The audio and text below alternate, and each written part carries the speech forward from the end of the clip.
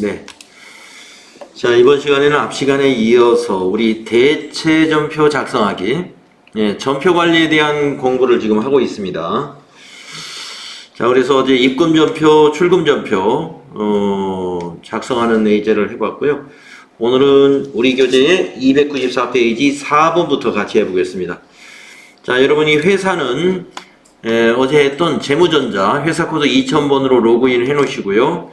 문제를 한번 보시겠습니다. 보통예금 거래 내역이라고 되어 있고요. 뭐 간단한 것 같은데요. 해당 사업연도 법인세 중간 애납세액 980만 원을 한국은행 보통예금 계좌에서 인터넷 뱅킹으로 납부했다. 법인세 납부액은 자산 계정으로 처리할 것 이랬습니다. 자, 법인세 중간 애납을 하게 되면은요,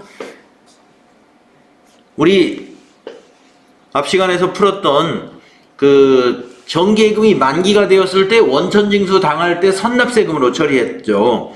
그 개정 과목을 씁니다. 법인세 중간 애납 한 것은 선납세금으로 회계 처리하셔라. 이건 선납세금. 이게 당좌자산에 해당이 돼요. 자산 계정으로 처리할 것 한다는 것은 법인세를 선납세금으로 회계 처리하라 이런 뜻입니다.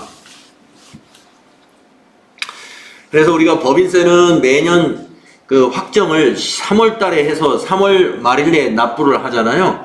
그러면 중간에 납은 그 뒤로 6개월 전이에요. 그러니까 3, 2, 1, 12, 11,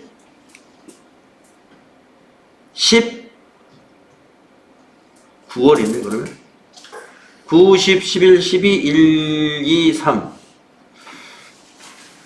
9월달일 것 같은데요. 근데 여기 8월에 중간에 납이 됐다.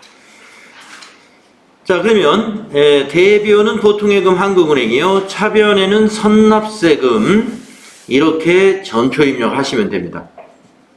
그래서 우리가 차변 대변으로 나누어 입력하는 것을 우리가 대체전표라고 한다 이거죠. 자, 입력해 볼까요? 8월 31일 일반전표 입력하겠습니다. 8월 31일 차변의 선납세금.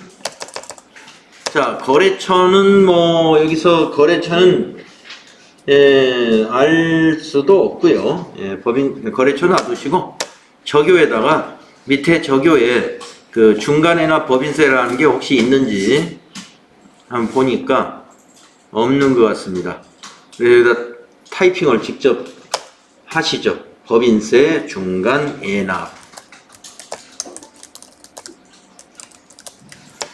그리고 엔터 하시고 금액은 980만원 9800 플러스 되겠습니다. 자, 그리고 4번 대변. 대변은 보통예금이죠. 103번 보통예금. 자, 거래처 코드 넣어야 돼요. 보통예금은요, 한국은행 꼭 코드로 하십시오. 자, 적용은 그 위에 거를 복사하면서 지나가면 되겠습니다. 엔터로. 그러면 법인세 중간에나 복사가 되고요. 9800 플러스 엔터 하시면 되겠습니다.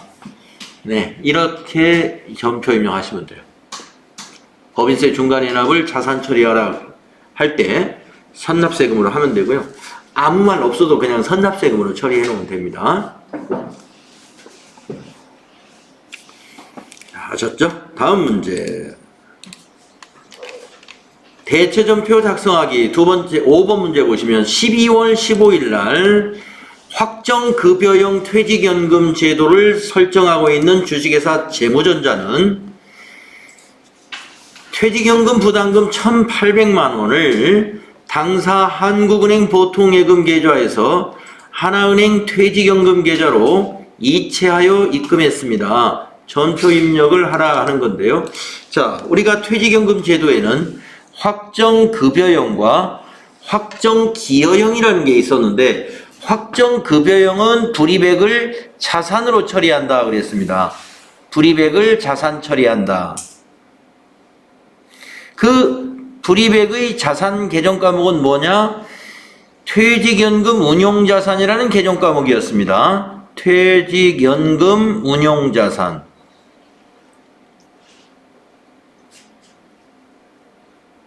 퇴직연금 운용자산. 그래서 개정 과목을 이걸로 처리해야 돼요. 퇴직연금 운용자산. 이 퇴직연금 운용자산의 거래처는 여기 하나금융 거래처가 여기가 되고, 그래서 자산 처리하기 때문에 제조와 관리를 굳이 나누어서 자산 처리할 필요가 없어요. 회사의 자산은 제조원가와 관리, 판매 관리비로 구분할 필요가 없습니다. 비용이 아니기 때문에. 만일에 확정급여형이 아니라 확정기여형 퇴직연금 제도를 불입을 했다면 그런 경우에는 비용으로 처리하잖아요. 퇴직급여로 처리해야 되기 때문에 퇴직급여 개정을 500번대와 800번대로 나누어서 800만원과 1000만원으로 구분해서 차별의 비용 처리를 해야 되는데, 지금 이 확정급여형은 자산 처리하기 때문에 자산에서는 제조 부분과 관리 부분을 구분하지 않는다. 자산 처리에, 자산에서는. 그래서 차변에 퇴직연금 운용자산 하나로 하시고 1800, 그리고 대변은 보통예금 한국은행 하시면 됩니다. 자, 입력할까요? 12월 15일 입력하시고, 차변에 퇴직연금 운용자산이다. 198번이네요. 거래처는 하나금융 퇴직연금. 적요에다가는 그 밑에 적요가 없으니까 여기다가 뭐라고, 무슨 불이백이라고 해야 될까요? 네. 이게 부분에 네. 차변이 떠야 되는 거죠? 네, 그렇죠. 안 뜨는데.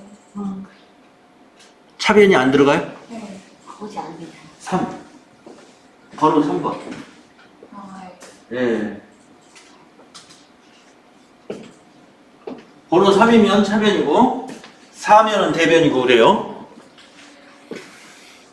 자, 적요에는 뭐라고 쓸까요? 퇴직연금 부담금이라고 쓰죠. 퇴직연금 부담금.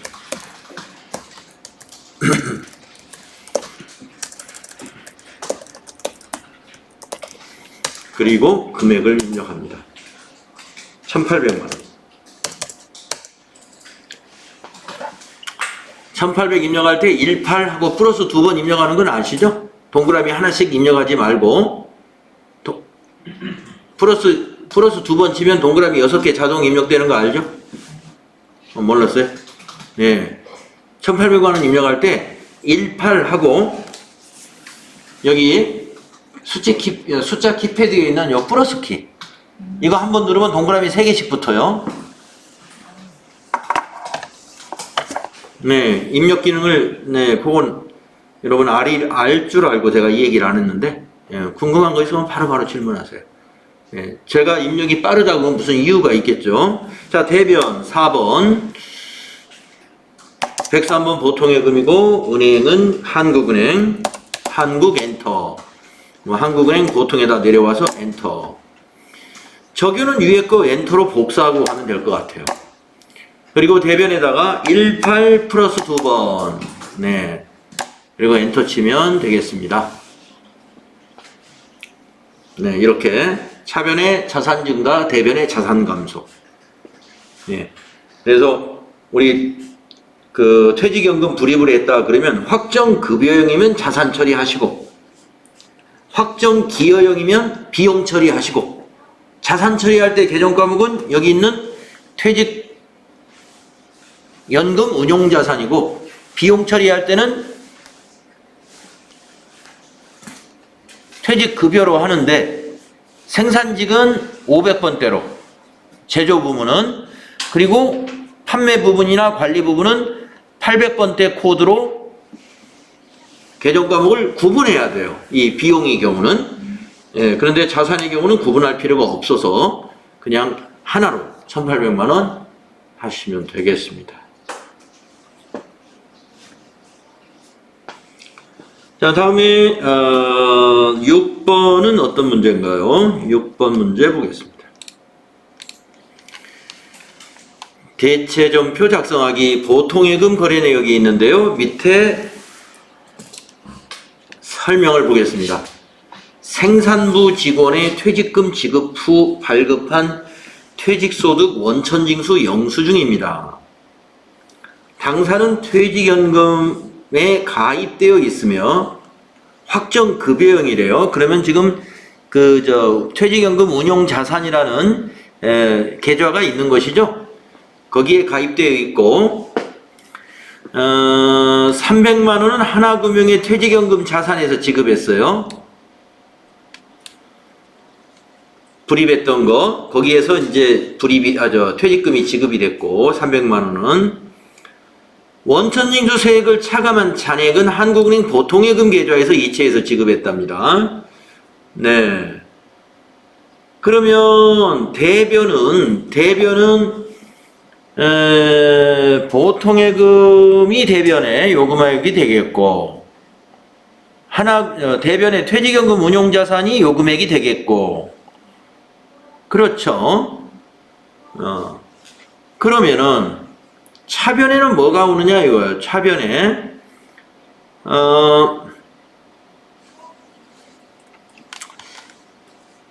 퇴직금이 도대체 얼마라는 얘기죠?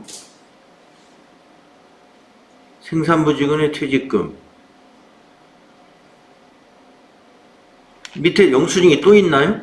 밑에 있군요. 그렇죠.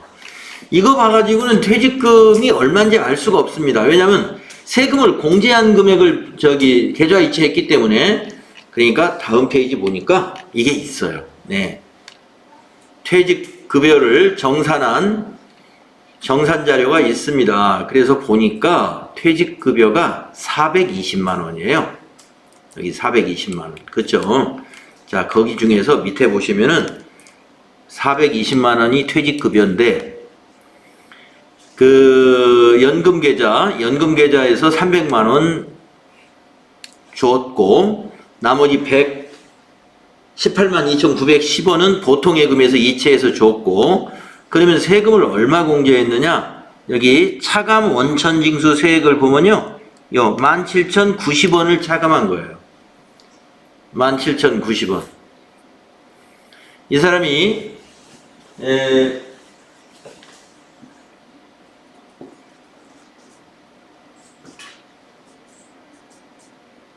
2연 퇴직세라는 게 뭐냐면은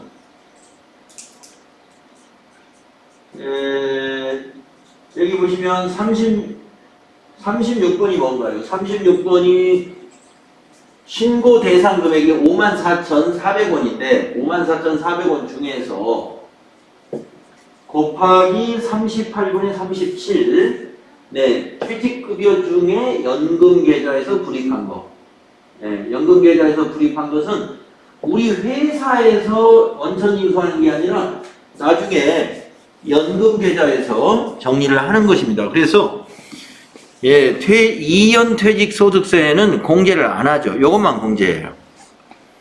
그래서 우리는 17,090원 이거는 애수금으로 회계 처리해야 됩니다. 17,090원. 자, 그러면 이제 분계를 한번 입력해 보죠. 자, 차변의 퇴직급여 420만원. 그런데 생산직이기 때문에 500번대 죄송합니다. 자, 이거는 그렇게 하는 게 아니라 합계잔액시산표를 가가지고 비용 처리를 하는 게 아니라 충당금을 봐야죠. 자, 며칠 날입니까? 12월 20일 날 퇴직을 했죠? 자, 12월 20일자로 합계잔액시산표를 조회해 보세요. 퇴직하는 날 퇴직급여 충당부채를 확인해야 됩니다. 네, 부채 중에 비유동 부채 안에 있겠죠? 여기 비유동 부채, 퇴직급여 충당부채, 네, 3,200만 원이 있어요. 그러니까 비용 처리하는 것이 아니라 퇴직급여 충당부채를 차감 처리하는 거예요. 예, 지금 420만 원을 차변에 요 퇴직급여 충당부채로 부채를 감소시키는 회계 처리를 해야 됩니다. 자, 입력할까요? 일반전표에 12월 20일 차변의 퇴직으로 검색해 보시면 퇴직급여 충당 부채, 퇴직급여 충당 부채 295번입니다. 자, 거래처는 없는 거고요. 적용에다가는 퇴직 시 퇴직 충당 부채에서 상계했다라는 1번 적용을 넣으시면 돼요. 퇴직할 때 퇴직급여 충당 부채에서 상계 처리했다. 금액은 420만 원. 금액은 420만 원. 자, 대변이 두 가지로 나누어집니다. 퇴직연금 운용자산에서 300만 원 지급했죠? 퇴직연금 운용자산 198번. 은행은 신한 어디 은행이죠? 하나금융. 네, 하나금융 퇴직연금 거래처 코드로 걸어주시고요. 저교에는 여기다가 복사하면 안 되고요. 타이핑을 해야 되겠네요. 예. 퇴직금 지급이라고. 퇴직금 지급 300만 원. 또 대변에 은행에서 나간 거 있죠? 은행에서. 네, 그래서 대변에 보통예금 103번. 은행은 한국은행.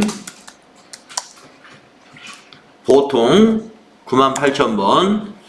그리고 저교에도 퇴직금 지급 엔터로 복사하고 지나가시면 됩니다.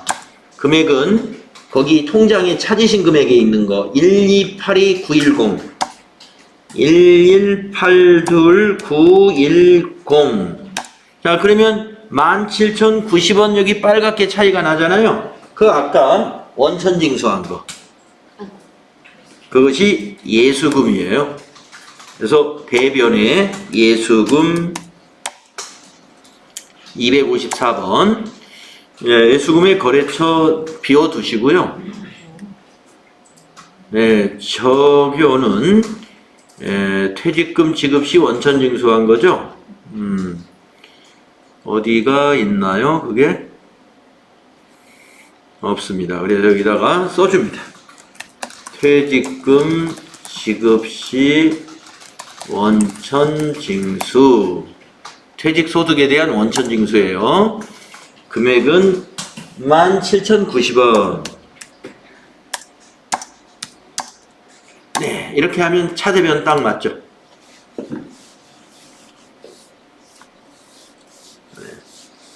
퇴직소득 원천징수 영수증을 보시고 퇴직금이 얼마인지 확인하시고 또 원천징수한 금액이 얼마인지 확인하셔서 원천징수한 것은 예수금으로 그리고 퇴직금 지급한 것은 퇴직급여 충당 부채 잔액을 확인해 가지고 있으면 전액을 써주고 만약에 모자란다 그러면 있는 것만큼만 상계하고 모자라는 것은 비용 처리해야 돼요. 이때 비용 처리할 때 계정과목이 퇴직급여가 되는데 이 퇴직급여 코드를 지금 누구의 거냐면 생산부 직원이거든요. 그래서 500번 때 퇴직급여를 써야 돼요. 이때는. 지금은 아까 퇴직급여 충당 부채를 확인했더니 수천만 원이 있었어요. 3천인가 4천만 원. 그렇기 때문에 비용 처리할 일이 없었습니다. 그래서 제조원가 500번으로 비용 처리할 것이 없었고요. 그냥 부채에서 상계 처리한 거예요.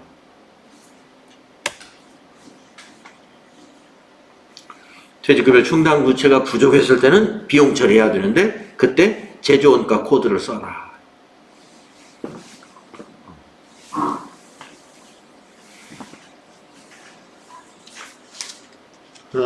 자, 그러면은 또 한 페이지 넘겨서요. 네. 수행 결과. 네. 수행 결과 보시면은 이제 우리가 앞 시간에서부터 전표 입력했던, 출금 전표 입력했던, 차량 유지비, 네, 이렇게 입력했었죠. 차변의 차량 유지비, 대변의 현금. 출금 전표로 해만 이렇게 됐죠. 그 다음에 F3 눌러가지고 이렇게 업무용 승용차 관리를 해 주었죠. 그리고 이제 외상매출금 받은 거 입금전표로 해서 차변에 현금 330, 대변에 외상매출금 이렇게 입력을 했었고요. 그 다음에 세 번째 거는 어제 정기예금이 만기가 되었었죠. 그래서 정기예금이 만기가 되었을 때 우리가 이렇게 입력을 했었습니다.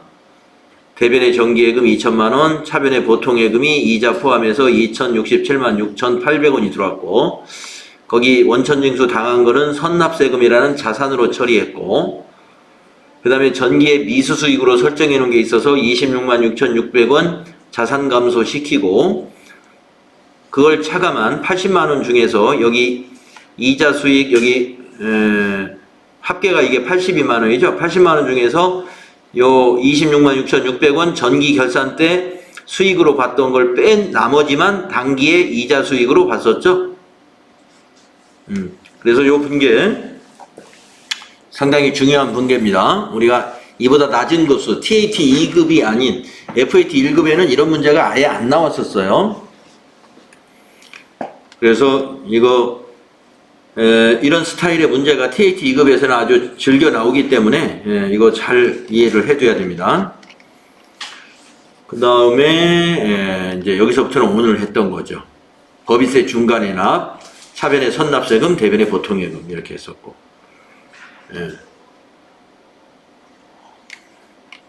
그 다음에 오늘 했던 것도 5번 우리가 그 퇴직연금 운용자산 1,800만원 차변의 자산 처리하고 대변의 보통예금 이렇게 입력했죠. 그 다음에 12월 20일 거 퇴직금 지급한 거 방금 했던 거죠. 차변의 퇴직급여 충당 부채 420만원, 대변의 퇴직연금 운용자산 300, 예수금 17,090원, 보통예금 1,182, 118만 2,910원. 우리가 방금 한 내역입니다.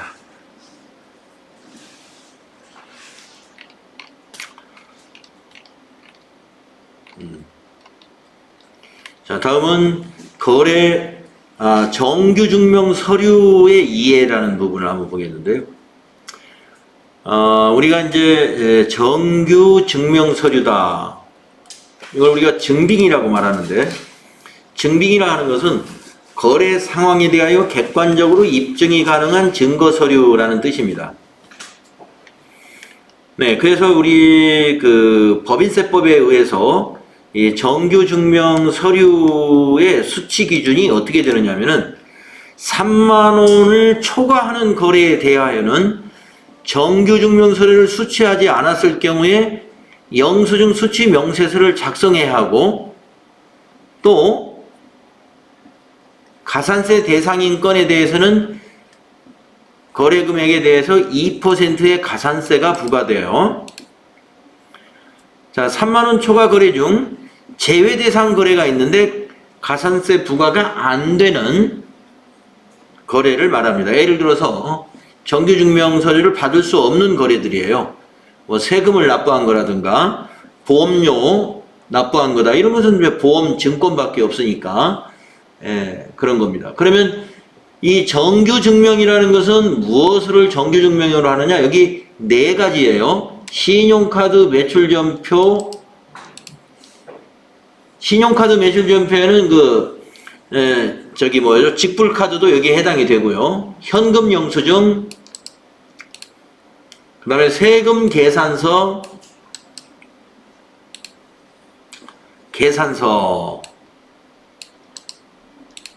이 네 가지를 정규증명서류, 즉 적격증빙이다 이렇게 하는 것이죠.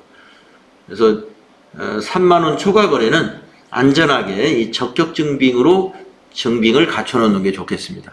그러나 불가피하게 받을 수가 없었다면 일반 간이영수증이라도 받아놔야 되는데, 간이영수증의 경우에는 3만 원 이하로 받는 게 좋고, 3만 원 초과 거래를 받았을 때는 가산세가 부과될 수도 있다. 그걸 우리가 인지하셔야 됩니다.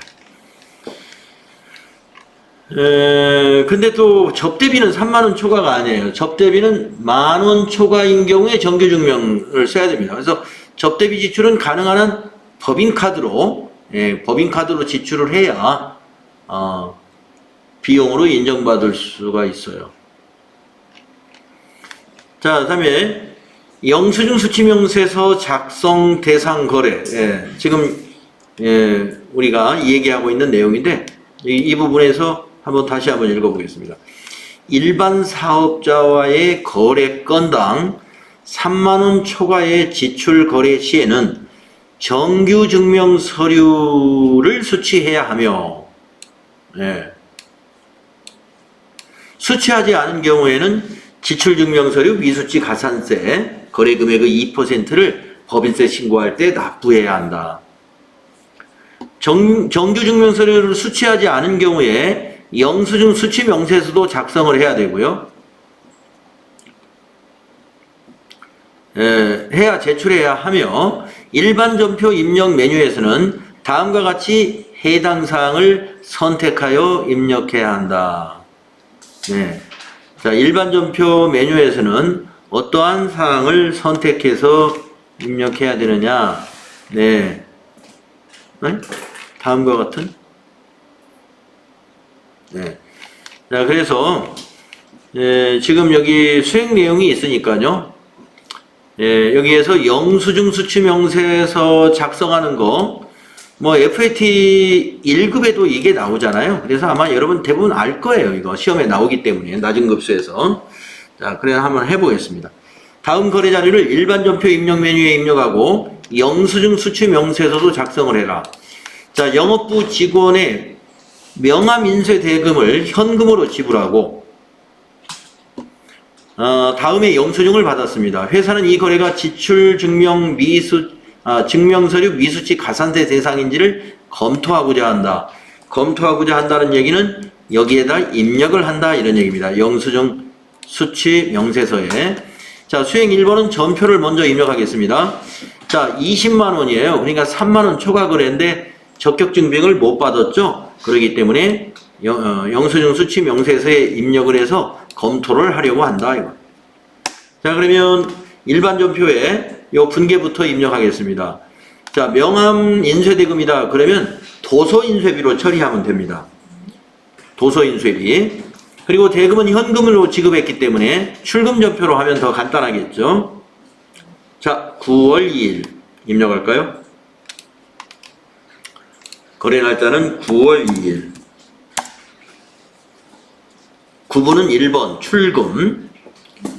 출금으로 하시고, 출금이면 대변의 현금이라는 얘기입니다. 자, 차변에 오는 것은 도서 인쇄비인데, 500번대냐 800번대냐. 어떤 직원이냐면 영업부 직원이죠. 그러니까 800번대. 826. 자, 거래처는 보니까 기흥인쇄네요. 거래처 코드에 한번 일단 넣어보겠습니다. 기흥인쇄가 있네요. 03011. 자, 적요는 명함인쇄 대금 지급 6번 적요 만들어져 있네요. 네, 금액은 20만원. 이죠? 네. 그러면 분기가 끝나죠. 차변에 도서인쇄비 20만원, 대변에 현금 20만원. 밑에 보이시죠?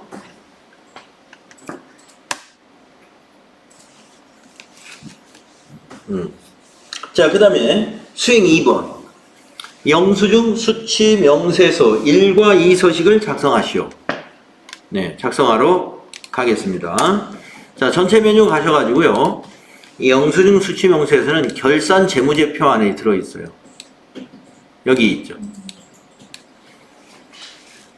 자, 그래서 영수증 수취 명세서를 클릭하시고요. 클릭하시고 1과 2 서식이라고 했으니까 먼저 2 서식을 만들면 여기다 쭉 입력을 해주시면 1서식은 여기 입력된 내용이 자동으로 쏙 여기에 들어갑니다.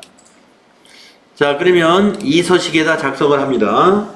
날짜는 2020년 9월 2일 2020-0902 상호는 기흥인쇄 성명은 김기흥 사업장은 서울 중구 퇴계로 116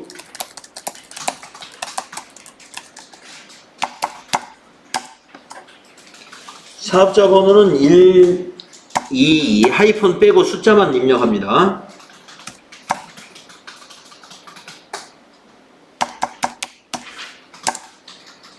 거래금액 20만원. 자, 이 구분이라는 게 뭐냐? 지금 이 증빙이 여기에 해당되는 것이 있으면 그 번호를 여기 코드를 넣어줍니다. 자, 어떤 것이 있는가 볼까요? 15. 읍면지역 소재 아니고 16. 금융보험 아니죠. 17. 비거주자와의 거래 아니죠. 농어민과의 거래 아니죠. 국가와의 거래 아니죠. 비영리 법인과의 거래 아니고 원천징수 대상사업 소득 아니죠. 사업의 양도 아니죠. 전기통신 방송 용역 아니죠. 국외에서의 공급 아니고 공매 경매 수용 아니고 부동산 구입 아니고 주택 임대 용역 아니죠. 택시 운송 아니죠. 전산 발매 통합 관리 아니고 항공기 항행 용역 아니고 간조 임대료 아니고 연체이자 지급분 아니죠. 송금 명세서 제출분 아니죠. 접대비 필요경비 부인분 아니죠. 유료도로 통행료 아닙니다. 그래서 여기에 해당되는 것이 있을 때는 그 번호를 입력해야 돼요. 주로 우리 TAT 2급에서는 어떤 것이 나오냐면 국가 등과의 거래, 세금 내는 거, 이것이 주로 나왔던 것 같아요. 자, 우리는 여기 해당되는 게 없습니다. 지금은 비워둬야 돼요. 자, 계정 코드는 도서 인쇄비잖아요. 여기서는 F2 눌러서 도서 인쇄비를 검색해 주면 돼요. F2 도서 해가지고 826 코드로 826 입력해 주시면 되고요. 저교에는 그 영수증에 있는 품명을 적어주면 됩니다. 그래서 명함인쇄 이렇게 입력해 주면 돼요. 명함인쇄. 네, 엔터 쳐주시고요. 자, 아까 말씀드린 대로 영수증 수치 명세서 2에다가 작성을 하면 1은 이렇게 자동으로 넘어가 있는데, 아까 어떤 코드를 선택했다면 이 안에 들어왔을 거예요. 해당되는 게 없어서 안 들어왔고, 명세서 제출 대상에 한 건 20만원, 총계에도 한 건 20만원, 이렇게 서식 1번에 반영이 되게 됩니다. 만약에 반영이 안 돼 있으면요, 여러분이 여기서 할 수 있는 것은 요걸 한번 눌러주는 거예요. 명세서 2 불러오기. 여기 안 나타나 있을 때는. 그러면 다시 불러와 치게 됩니다. 그리고 나서 이 양식은 닫으면서 저장이 되기 때문에 지금 바로 닫으면서 저장해 둬야 돼요. 닫기. 그래서 작성한 내용을 저장하시겠습니까? 하면 예 해주고 닫아주시면 저장이 되게 됩니다.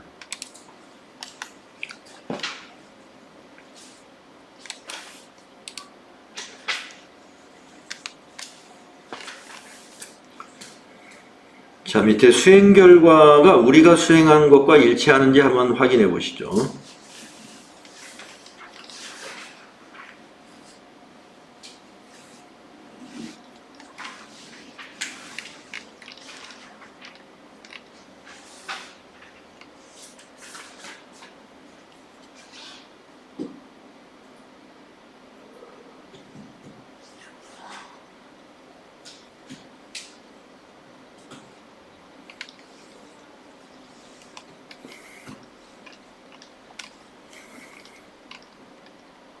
아까 코드가 쭉 있었던 게 이거예요. 거기에 대한 설명, 간단한 설명이 있는데 굳이 뭐 이 설명 여러분이 안 보셔도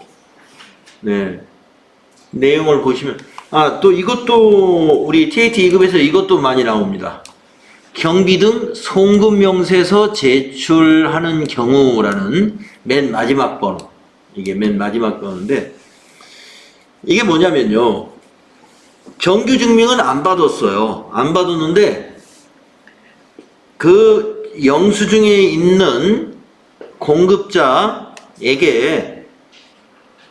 대금을 송금한 내용, 계좌번호, 은행, 그 다음에 그 예금주 이름, 이런 송금 내역을 입력을 하면 이것 또한 가산세 대상은 아니에요. 그래서 송금 명세서가 하나의 증빙으로 인정이 될 수 있기 때문에 송금 명세서 제출하는 경우라는 그 번호를 선택하시면 돼요. 송금 명세서 입력하는 것도 아마 문제가 하나 준비되어 있을 겁니다. 연습을 해야 되니까. 네, 여기 있네요. 네, 수행 내용에 이게 지금 자동차 보험. 자, 자동차 보험 증권이라는 게 있는데요. 우리가 보험에 가입하면 이렇게 증권을 받음으로써 영수증을 대신하는 거잖아요, 보통. 자, 밑에 자료 설명을 한번 보겠습니다. 영업부 승용차 자동차 보험 가입 증권이다. 보험료는 한국은행 보통예금 계좌에서 이체하여 주식회사 삼성화재에 지급하였다.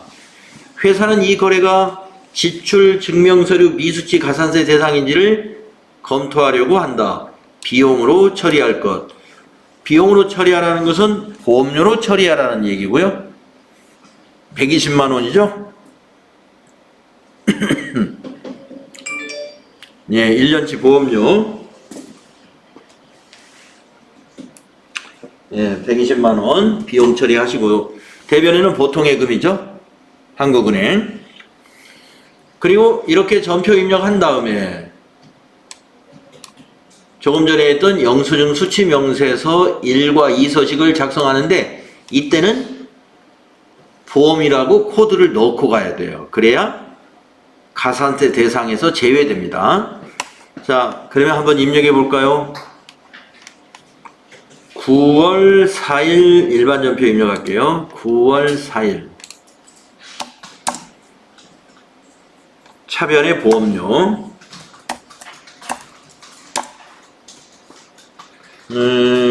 보험료도 이게 코드가 500번대도 있고, 예, 그런데 영업부 승용차니까 800번대 써야 됩니다. 821번.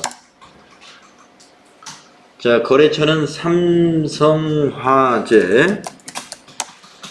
삼성화재 없네요. 그럼 여기다 삼성화재라고 이렇게 써주세요. 자, 적요는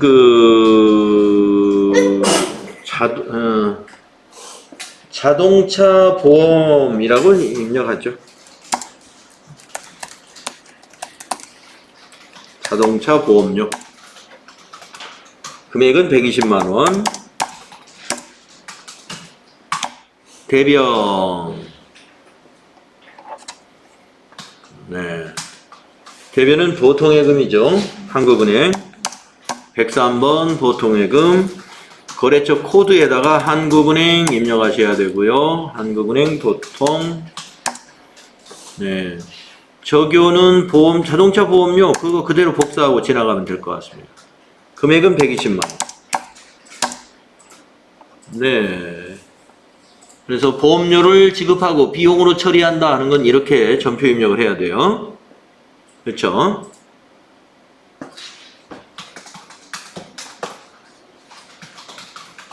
다 하셨어요?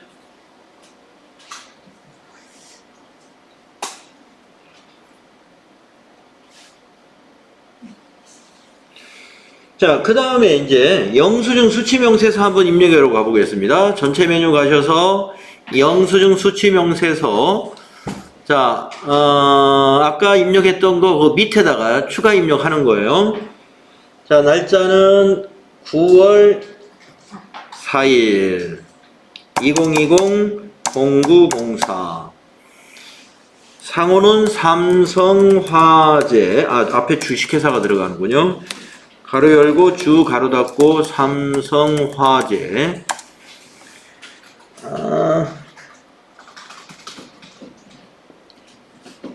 사업자번호 이런 건 증권에 안 나타나죠? 예, 뭐 주소도 모르고 그냥 지나가야 돼요. 사업자번호도 안 나타나 있으니까. 자, 거래 금액은 120만 원. 여기 구분에다가 저기 있는 16번을 넣어야 된다 이겁니다. 금융보험 용역 16번. 그리고 계정 코드는 보험료 FE 눌러서 보험료 821번이었죠. 821번 보험료. 자, 저기에다가는 자동차 보험료 쓰면 되죠. 자동차 보험료 엔터. 자, 이렇게 넣으시게 되면요. 영수증 수치명세서 1번이 어떻게 반영이 되었나 볼게요. 네, 가보면 아까 20만원은 여기 가산세 대상에 여기에 들어와 있고, 그 다음에 지금 120만원은 여기, 예, 여기 밑에 건수로 잡혀 있죠. 그래서 여기 11번 명세서 제출 제외, 예, 가산세 제외라고 보시면 돼요. 예, 여기는 가산세 반영이 됩니다. 그래서 닫으면서 또 저장해야죠. 닫으면서 저장하시겠습니까? 예. 이렇게 별도의 저장을 해 주셔야 돼요. 닫으면서 저장하신다.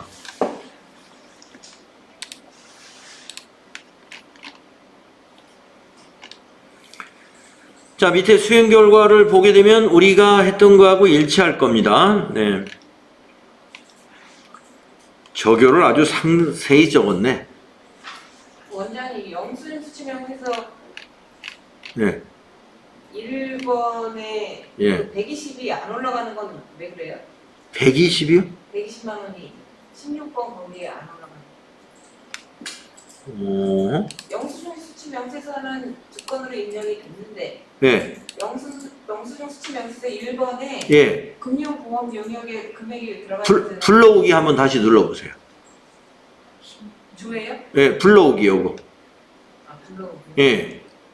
아 그럼 들어왔나요? 네. 예, 가끔 안 들어오는 게 있더라고요. 예, 여기 한번 눌러주면 다시 불러와집니다. 그리고 저장 다시 해주시면 돼요. 그때는 불러오기 한번 해주시면 됩니다.